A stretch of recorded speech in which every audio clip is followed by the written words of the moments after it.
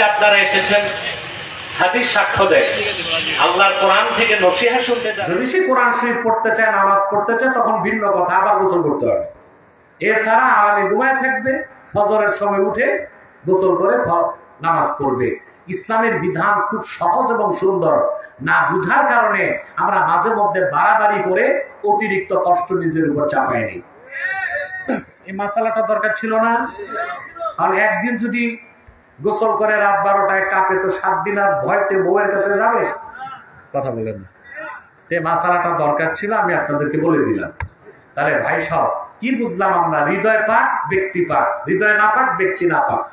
সেজন্য আল্লাহ বলেছেন, ক্বাদ আফলাহা মান তাযাক্কা, সফলতা লাভ করেছে সেই যে তার হৃদয়কে পবিত্র করলো। বলেন সুবহানাল্লাহ।